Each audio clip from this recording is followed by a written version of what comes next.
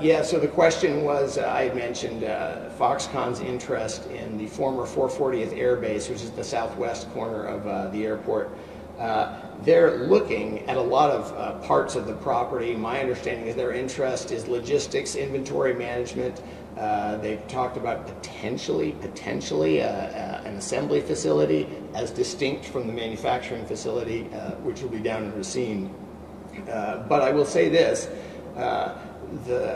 The properties they're looking at and what the reason they're looking for them are in excess of the deal that we've already been talking about as a state, and that's something that we're pretty excited about. They've asked us what kind of capacity we had. We told them we can land the largest planes on the planet here at Mitchell, and we have. We have a lot of capacity to expand both commercial flights and business and travel and shipping. They asked about rail. Many of you know we are bounded on two sides. There's railway on that side of the airport. There's rail on this side of the airport. They both have commercial capacity.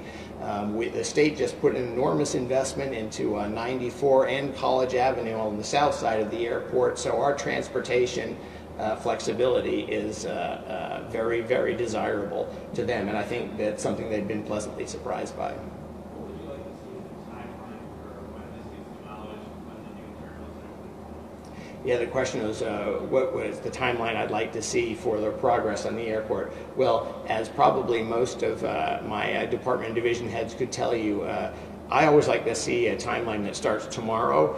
Tomorrow usually isn't a possibility, so I push for as soon as possible. Obviously, this budget has to get approved by the board, but I think they share my enthusiasm for expanding capacity. But assuming it's approved, planning and demolition can start relatively quickly. As you can imagine, it's not a small project. It's a big project. And it's not the only project we're looking at here at the airport. We're also talking about centralizing security. So instead of having security lines at each concourse, you have one that everybody goes through.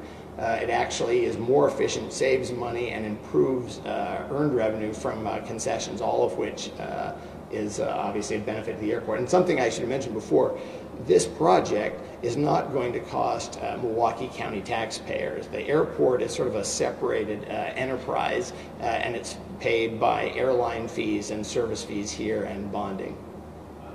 So demolition next year, would be planned? Possibly. I'm hoping, yes. As soon as possible. Any other questions?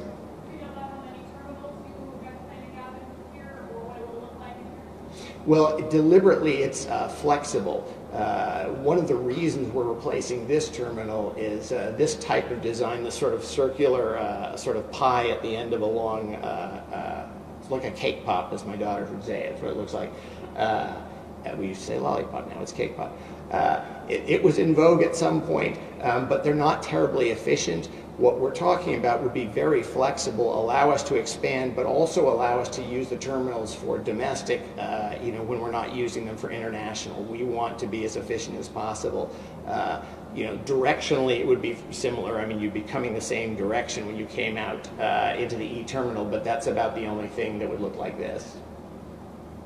When you build your own international terminal, would you have enough traffic to come either up or from down to make it adequate enough to make a revenue off of it?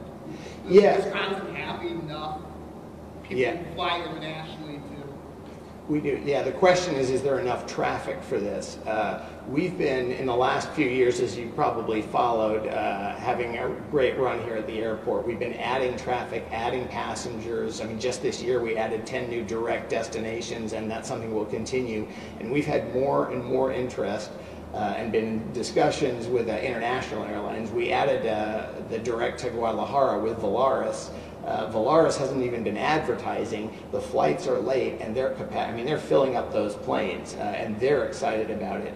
And one of the things that informs the way airlines make their decisions about this is when they see planes filling up, they want to fill more of them up. We're filling up planes. And again, the nice thing about this design is it allows us to be flexible. So we don't have to commit to more expenses than we have to if it starts, but we have the capacity to expand, which is what we don't have right now.